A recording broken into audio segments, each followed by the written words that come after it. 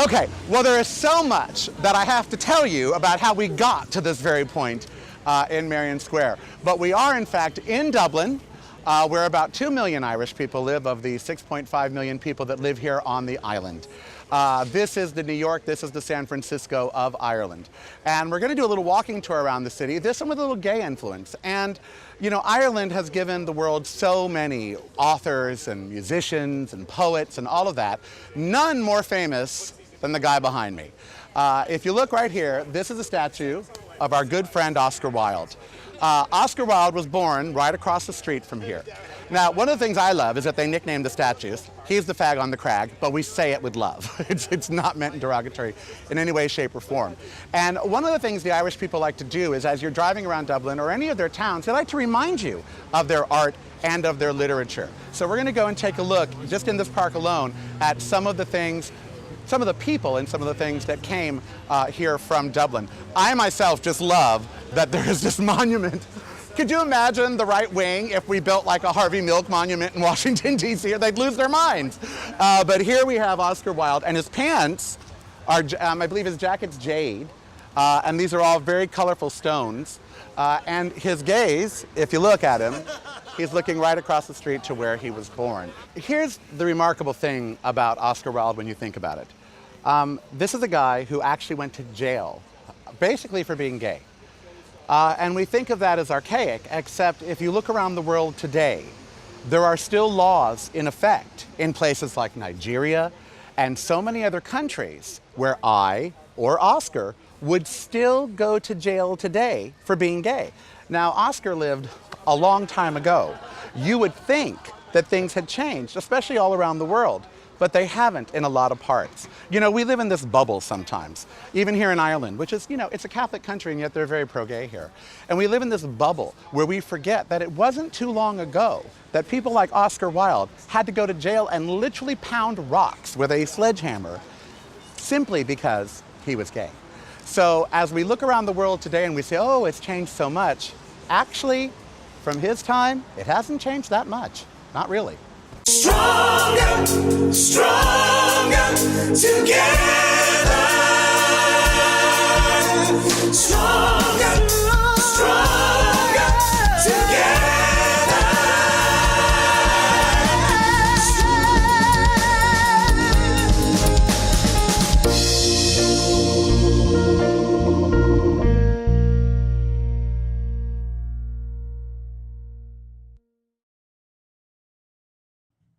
Okay, one of the great things about the show is, of course, we're always on the road, and we are literally on the road right now on a tour bus in the west of Ireland, on very narrow roads, with a whole bus full of gays, which is fabulous. And I'm not sure how to introduce my next guest because an activist, founder of gay and lesbian publications, and quite frankly, a survivor, which is the best part because he's here to talk to us. His name is Tonie Walsh. And he showed me a part of Ireland that I have never in my life seen. I've been to Dublin a million times, and yet I never knew about their struggles for the gay and lesbian community. And he's been involved in it since the 70s, and it wouldn't be where it is now without it, although you wouldn't hear him say that. But it wouldn't be where it is without him and his influence. And, you know, he's telling us all about the gay laws in Ireland and you know, how it all happened. And what I'm hearing is that it sucked to be a queer everywhere. Let's make the light. When do you think the change towards gays came in Ireland for real? When did it really become like, okay? I think... Or has it? I think definitely something happened. Something shifted. There was a definite pivot during the marriage equality campaign. Right, yeah. But I often think, and Panty has said this in public as well, I actually think the marriage equality, the referendum campaign merely confirmed a process that had been on the go for quite a long time. I agree. And all it did was simply confirm to us that the change had already happened, or was simply, the rate of change had accelerated. Because in our country it seemed to go really fast too. Yes. You know what I mean? Oh no, incredibly. It just went, and particularly under Obama. Yeah, I mean, I'm 52 and I used to say in my lifetime, we'll never see these things. And then bam, within 5 years, they all started happening, you know? It appears every time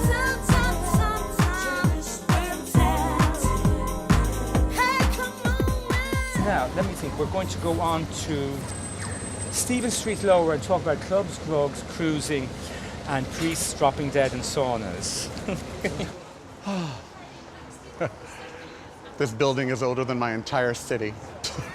Gilbert Baker, who designed the rainbow flag, we came over here to present part of the flag to the National Library, and he was asked about the commercialism of the rainbow flag, yeah. And he said, listen, if the corporate sector makes room for us as consumers, I am totally happy with that. Oh, that's a big deal, and I prefer the rainbow flag over the pink triangle myself, actually. Well, so. the triangle's laden with all sorts Hitler. Yeah.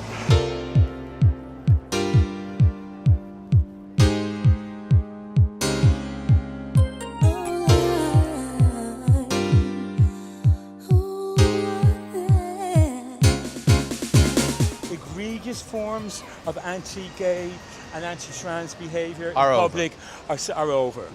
And in fact, you know what I've noticed? If you want an example of how that's the case, you see more and more couples actually holding hands here than ever before. Alibaba's used to be last chance saloon. When you left the Hirschfeld Centre at 4 o'clock in the morning, and there was nowhere else open, and you could guarantee that the only people out in Dublin, because Dublin felt like a smaller place in the 80s, the only people who were out were people who were basically clubbing in 1 or 2 bars or clubs. You know, the first time I went to the George, they asked us if we knew what kind of bar. It was like 98, and they sort of quizzed us to see if we were gay.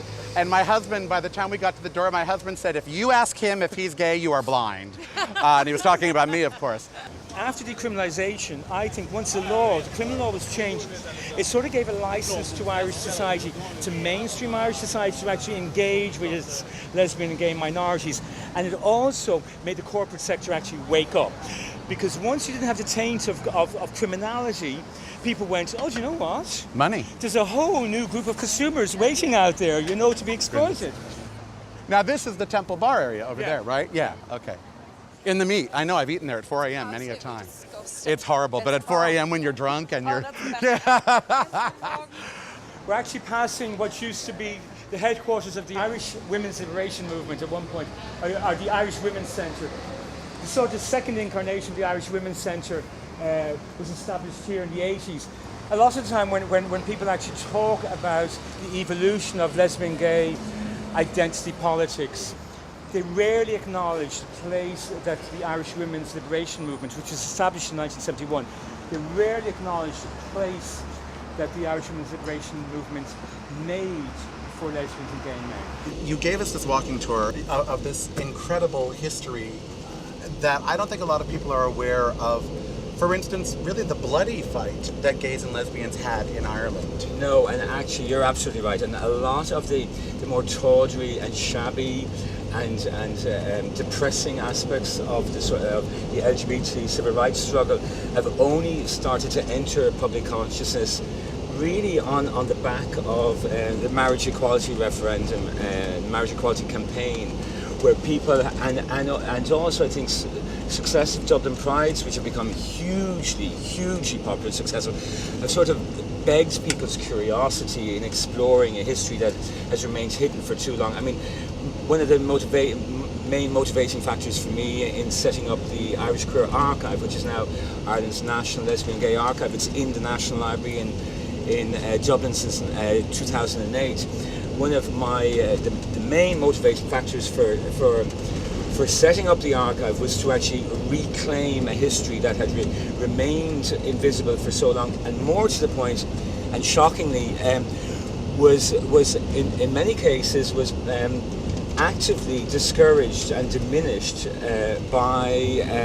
from the formal narrative of what passed for Irish history. Right.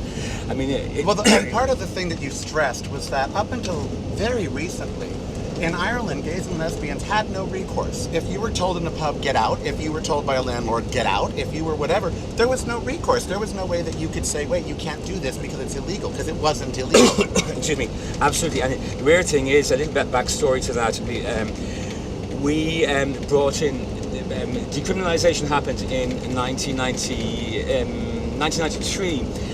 So being gay was illegal till 1993? Yeah, but weirdly enough, 5 years before that, we were one of the first countries in Europe to introduce an Incitement to Hatred Act, outlawing hatred and violence against gay people, which was quite bizarre because on the one hand, any form of incitement to hatred against sexual minorities was illegal, and yet sex between men remained on the statute books until 1993. It would be 7 years later, 2000, before we began to advance a whole body of anti-discrimination and equality legislation. Equality in the workplace, access to services, employment, all that sort of stuff.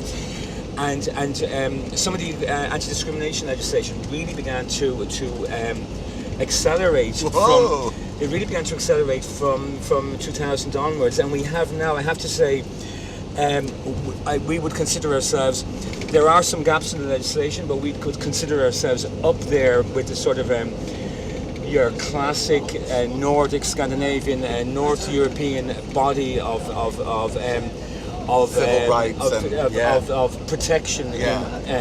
Protection that's enshrined in legislation, actually. I asked you about, in our country, of course, we have Stonewall, and it was just, the Stonewall Inn was just declared a national monument. We just got same-sex marriage by our Supreme Court, not by our people, which was kind of disgraceful, but at least we took it. But I asked you yesterday, what was your Stonewall?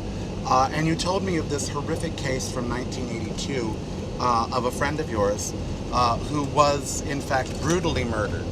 And it was sort of that murder that really brought a lot of people out and to say that this is just not right.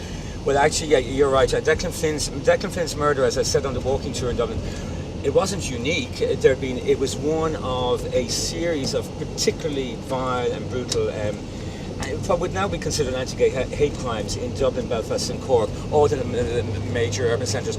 But what made Declan Flynn's case so celebrated was because it's people's anger pivoted on the aftermath. The court case, in the judge's summing up, essentially, just to recap, 5 youths ranging in age from 14 to 18, 2 of them soldiers, set upon this defenceless 33-year-old who actually had a speech impediment, who was very shy, and they beat him to death with a load of sticks. When it came to court, they used the fact that they were in the park and, to quote their words, clearing the park of steamers and queers. They set themselves up as part of their defence that they were vigilantes doing a service to society, and shockingly, the judge at the time, and in a sense the judge was also the judge was acknowledging a lot of the endemic homophobia that existed in both official Ireland and in amongst the population, the general population. The judge went so far, he tacitly accepted the defence of the assailants and let them off with suspended manslaughter sentences, in effect saying that a gay man's life had zero value. Right. And that riled people so much. I mean, it was an outrage to the media, for the first time, government ministers actually stood up and paid attention to our needs and our fears and began to take them seriously, because up to that point, we had gone to the police, talked about men being beaten up in public parks and whatnot, and they just weren't listening. Right. But there was a fundamental shift in public perceptions around anti-gay violence at that point. And of course, it was all brought together by a massive public demonstration through the streets of Dublin, where we had to walk past the assailants that had been released from prison a day or two beforehand. We had to get police protection. I would have been, we're talking about 1983, I would have been 22. We actually thought we were going to be stoned by the assailants, who were there lighting bonfires to celebrate the fact that they'd been let out of prison. I mean, it was absolutely shocking. I cannot overstate the level of anger. I mean, we're talking about seething anger amongst us and bewilderment that effectively the state had let us down. Right. And the only positive thing that came out of that, apart from it actually bringing people out onto the streets, I mean, it's a little bit like coming out of the closet. Yeah. When you bring 1,000 angry dykes and homos out in the street, there's no going back. No, you're committed at that point. You have just reached a line in the sand, and nothing will ever be the same again. And it wasn't. No, and 30 years later. Well, the beautiful thing, I mean, in terms of the immediate aftermath, it actually helped mobilise people to organise the first proper Pride Parade. Although weirdly enough, it wasn't called a Pride Parade, and it tells you how much we were still fighting for that. What would now be called the LGBT Dublin Pride Parade was actually was billed as the Gay Rights Protest March, when just under 200 of us from people came down from Belfast with their banners 200 of us marched from the top of Stephen's Green in Dublin down to the GPO, of course, which is a national monument. It's a place for sort of rabble-rousing and everything. And I do remember points where the police were absolutely bewildered because they'd never seen 200 stroppy homos on the street and didn't know how to actually control us. And at one point, a couple of angry motorists tried to drive through. No, there was no stewarding or anything. And I mean, it actually stands in stark contrast. Those sort of raggle-taggle 200 people stand in stark contrast to the 50,000 people who actually came out in a really joyful, celebratory mood last June in the Dublin Pride Parade. Yes, totally. Well, we are and actually, can I say something? There was something really moving about this year's Pride Parade because many people actually, I had a lump in my throat when I saw many people, ordinary people with their parents, walking in the Dublin Pride Parade, holding up signs that just said, "Thank you, Ireland." Right. Well, I have always said this in my country. I thought as a youth I would never see a time of equality in my lifetime. I just thought it's too hard of a battle. We've got too much to do. And yet here we are. And now here you are in Ireland in 2015, and you have the referendum. What other work? Because everyone seems to think like in our country that now that the gays have marriage, everything's fine. But of course it's not. You can still be fired from some of your jobs in 31 states. Sure. Trans rights, of course, are... Well, we've been very lucky that we've actually only within the last month the government has managed to introduce a new gender recognition bill. It has actually been an extraordinarily positive fillip to allowing trans people to actually alter their birth certs and move on to actually essentially defining their own identity without it actually being forced on them by the state. I think some of the big issues now that most of the sort of, well, in fact, all of the legislative issues have been put into place. The things that we really need to focus on now are health services. Sexual health education is still a bit ropey in this country. There are still young gay men. I mean, they're the single largest cohort of new infections of chlamydia, syphilis, and HIV in this country. Something like 2 a day, I mean, which is shocking considering the amount of resources and money that's been pumped into actually educating people. And it says that actually the sexual health education process is not working. If people are not getting the information, people aren't changing their behaviour, something needs to give. So I think that needs to be addressed. The needs of an aging gay demographic. And not just people who are older, 70s, 80s, yeah. Absolutely. And it seems like Ireland does big shifts quickly. Well, I'm not sure that we do big shifts quickly, but I think what happens is every now and then we have a significant moment, something that acts as a sort of punctuation marker that actually allows us to take stock of the distance we've come. I mean, the process of change has been happening for 40 years. Now, to somebody like me who came out in 1979, I would say, Jesus, it's taken so bloody long. Yeah. But actually, it's happened within a lifetime. So it's really, there has been something, and I think what's enabled the process of change and the process of radical change, not just around LGBT issues, but a whole raft of civil liberties, is us. The implosion of the Roman Catholic Church in the early 90s over the sexual abuse scandals, what it effectively did was it utterly diminished the church, and that was of their own making. But and it made it okay to disagree, right? Well, weirdly enough, I actually think when the church became diminished, we threw off what I like to call the last vestiges of a feudalism.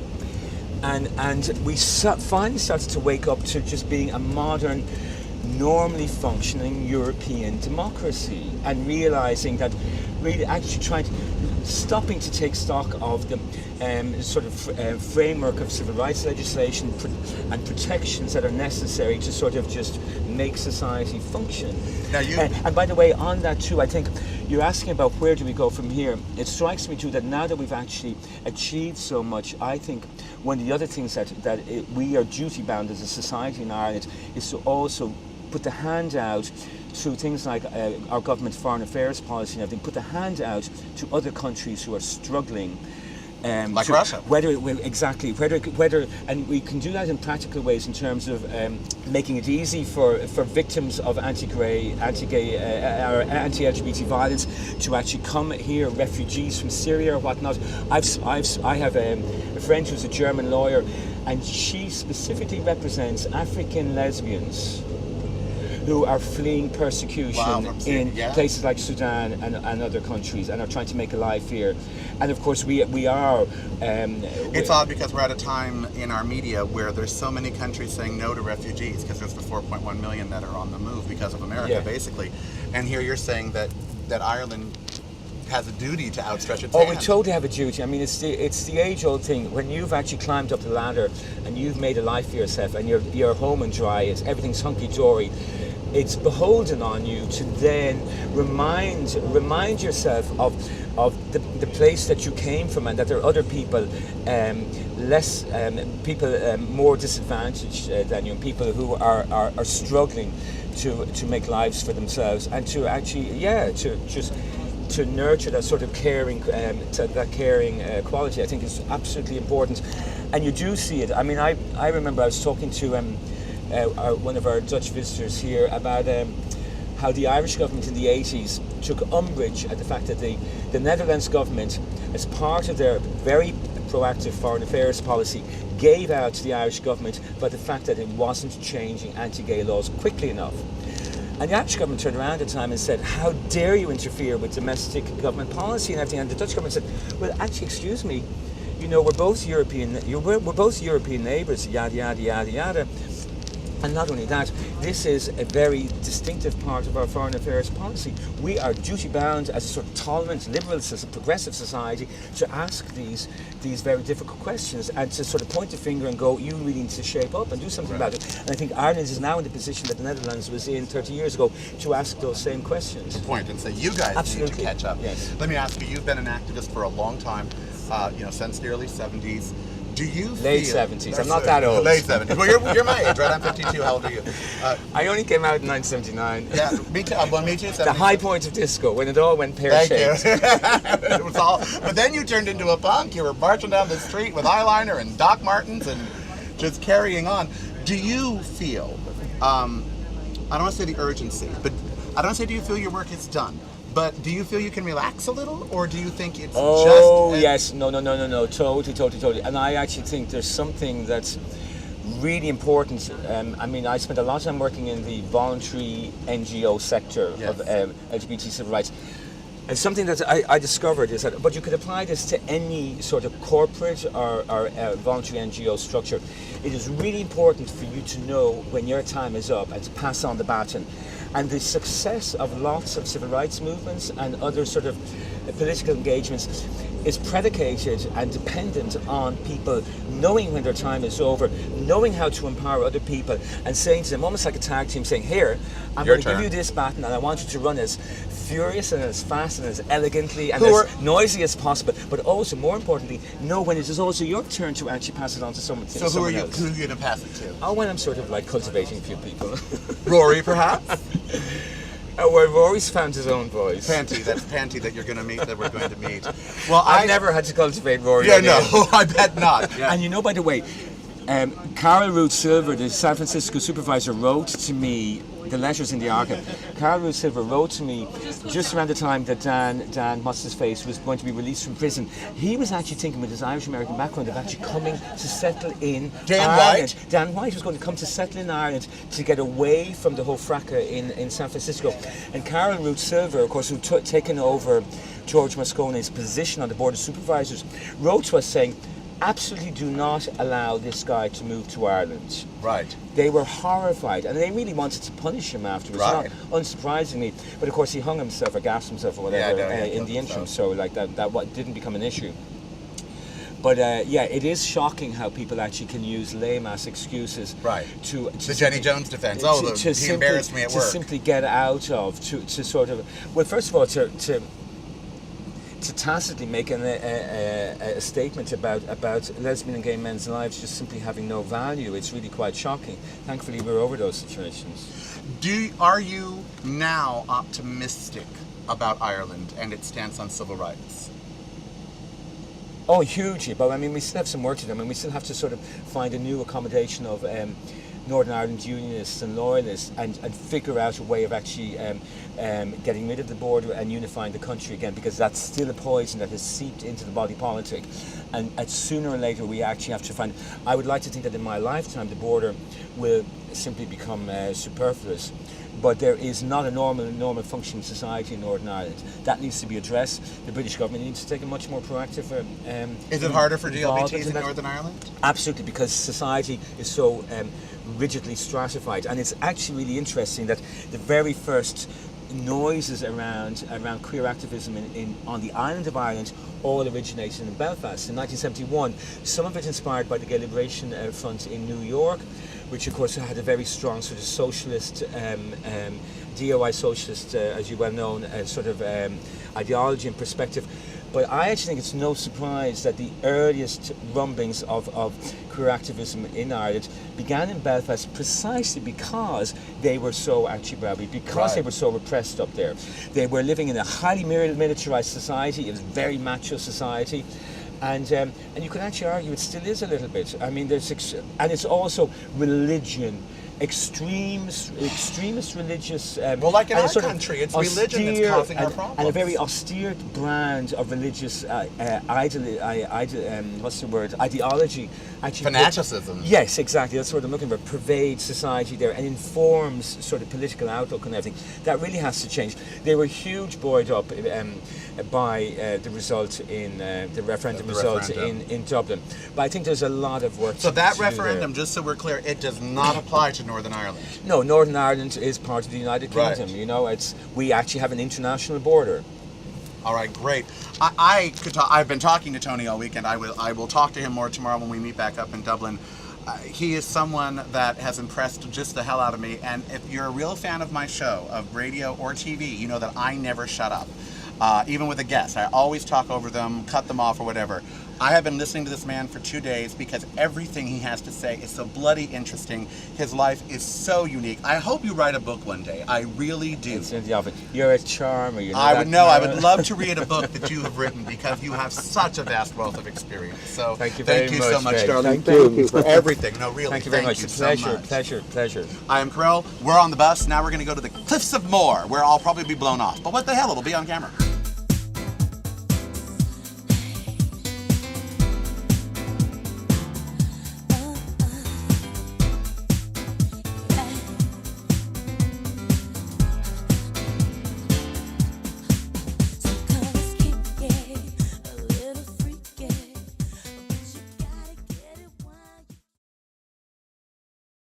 Hey, Karel Life in Segments is partially sponsored by PowerMax.com. They are Apple specialists that specialize in new, used, and trade-in. PowerMax, PowerMax.com. Hey, it's Karel, and I am so happy that portions of Cooking for the 99 are sponsored by All Clad Metal Crafters, makers of all clad cookware, including the TK line made to inspire the chef in you. All Clad Cookware. Portions of funding for Karel Life in Segments were given by the Progressive Voices Network through Tuned In. Progressive Voices. Always progressive, always on. The Progressive Voices Network, available through Tune In.